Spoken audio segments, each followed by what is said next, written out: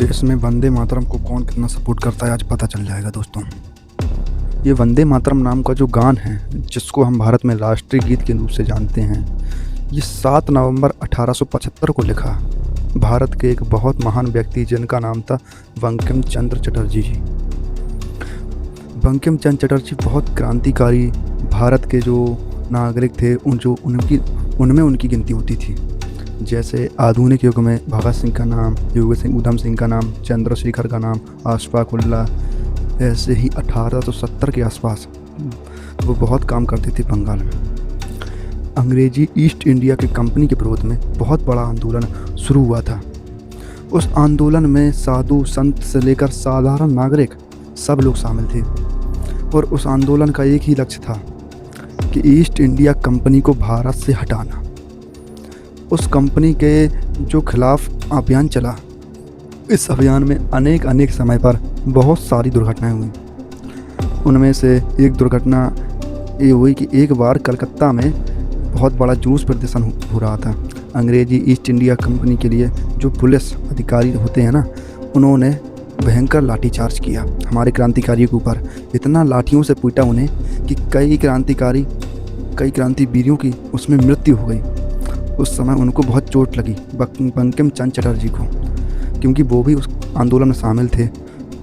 उस चोट ने उनको इतना गहरा घाव किया उनके मन पर कि उन्होंने आजीवन अंग्रेज़ों के खिलाफ बोलने का संकल्प लिया। फिर बाद में उन्होंने एक उपन्यास लिखा, एक पुस्तक लिखी जिसका नाम आनंद मठ था। ये आनंद मठ पुस्तक में उन्होंने अंग्रेज़ों के खिलाफ बहुत कुछ लिखा है दोस्तों। अंग्रेज़ कैसे भारत को लूट रहे हैं, ईस्ट इंडिया कंपनी भारत से कितना पैसा लेके जा रही है, भारत के लोग को कैसे मूर्ख बना रहे हैं ये अंग्रेज़, ये सब बातें उन्होंने उस किताब में लिखी है। और वो उपन्यास जब वो लिखा गया तो उसको अंग्रेज़ी सरकार ने बैन करा दिया था दोस्तों। उस समय जिस प्रेस में छपने के लिए वो गया, उस प्रेस को अंग्रेज़ों ने ताला लगवा दिया कलकत्ता में। तो फिर क्या हुआ, उस उपन्यास का जो लिखित कागज़ थे, उस पन्ने थे उस उपन्यास के, वो दूसरी जगह भेजे गए।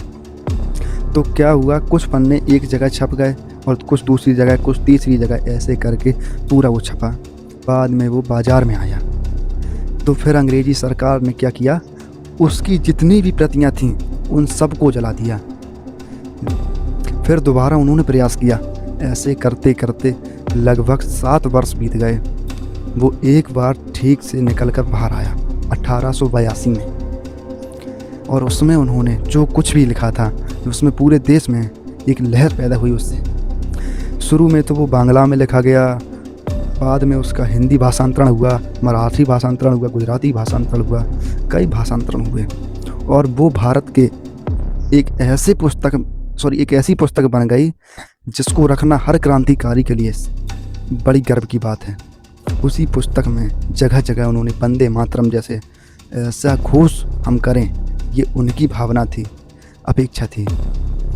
बंकिम चंद्र चटर्जी के एक बेटी थी, वो उनसे बार बार कहती थी कि आपने ये जो गान लिखा है, उनकी बेटी को वो पसंद नहीं था। और अक्सर पिता और बेटी में बहस होती थी। उनकी बेटी का ये मानना था, जिसमें आपने ये शब्द ऐसे लिखे हैं इसमें जो आसानी से किसी के समझ में नहीं आते, उनको समझाना पड़ता है। गान ऐसा होना चाहिए जो गाने से ही समझ में आए। तो बंकिम चंद्र चटर्जी ने कहा, तुम्हें आज समझ में नहीं आ रहा है, लेकिन थोड़ी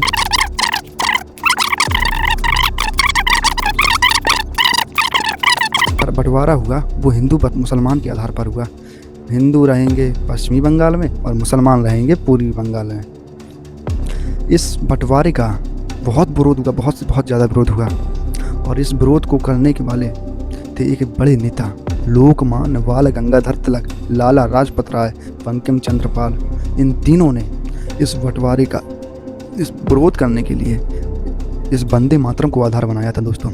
और उस दिन से सन 1905 में ये वंदे मातरम हर सभा में, हर कार्यक्रम में धीरे धीरे ये इतना प्रचलित हो गया दोस्तों कि अंग्रेज़ सरकार इससे चिढ़ने लगी। और अंग्रेज़ों को जहाँ कहीं भी मिलता था वो या तो उसको बंद करा देते थे, अगर वो चल रहा होता था ग्रामोफोन रिकॉर्ड पर तो वो जब्त कर लिए जाते थे। जो गाएंगे उनको जेल में डाल देते थे उनको। तो भारत के क्रांतिकारियों को और जोश आ गया इसी बात से, और जोश से वो उस गान को गाने लगे। फिर अंत में क्या हुआ दोस्तों, एक दिन खुदीराम बोस, जो भारत का सबसे पहला क्रांतिकारी था, जिसको सबसे कम उम्र में फांसी दी गई थी, सबसे कम उम्र मात्र 14 वर्ष की उम्र में उसको फांसी दी गई थी। तो खुदीराम बोस ने फांसी का फंदा जब अपने गले में लटकाया तो वंदे मातरम कहकर लटकाया। उसी दिन से सभी क्रांतिकारियों ने अपने फांसी होने से पहले इस वंदे मातरम को कहना शुरू किया। भगत सिंह ने, ऊधम सिंह ने, चंद्रशेखर, जितने भी क्रांतिवीरों को जहाँ भी मौका मिला, अंग्रेजी सरकार के खिलाफ इस गाने को गाने के रूप में इस्तेमाल किया था। ये वंदे मातरम इतना आगे बढ़ा कि आज संपूर्ण भारत देश में बच्चा बच्चा इसको जानता है, मानता है। और अभी थोड़े दिन पहले ये भारत सरकार के एक विभाग ने, इसका नाम इंफॉर्मेशन ब्यूरो होता है, उन्होंने इसका एक सर्वे करवाया संपूर्ण भारत में। तो सर्वे में ये पूछा गया कि कौन सा गाना आपको सबसे ज़्यादा पसंद है हम लोगों को। तो भारत में ज़्यादा से लोगों ने बहुमत के साथ सबसे पहला गाना वंदे मातरम को बताया। फिर उसी ब्यूरो ने भारत के कुछ पड़ोसी देशों के सर्वे करवाया, जैसे बांग्लादेश, जैसे पाकिस्तान, उसमें सर्वे करवाया। तो पता चला वहाँ भी सबसे ज़्यादा यही गाना प्रचलित था। जो पर्सनल ऑफ ओरिजिन इंडियंस हैं, जो बाहर विदेश में लोग रहते थे भारत के, उनसे भी ये बात पूछी गई तो उन्होंने भी यही कहा कि हमें भी सबसे ज़्यादा यही गाना पसंद है, वंदे मातरम भारत का।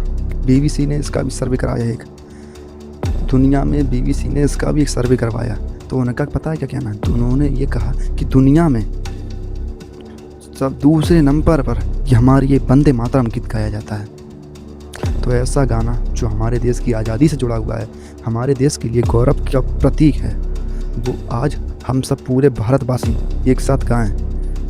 तो जैसा कि आप लोगों ने दोस्तों देखा कि हमारे देश में जब अंग्रेज़ों का राज हुआ करता था, तब हमारे क्रांतिकारियों के लिए जो राइटर्स, जो कविता जो कहें उन्हें, वो लोग जो लिखते थे हमारी क्रांतिकारियों के लिए, हमारी क्रांतिकारियों के अंदर जोश भरने के लिए, हमारी क्रांतिवीरों के अंदर जोश पैदा करने के लिए। और तो अंग्रेजों ने दबा देते थे। लेकिन हम आज क्या करते हैं पता है दोस्तों, हम लोग आज उन अंग्रेज़ों की ही कविताएँ पढ़ते हैं, को रहना पे जैसी कविताएँ पढ़ते हैं उनकी, हमें जबकि इसका मतलब पता नहीं है।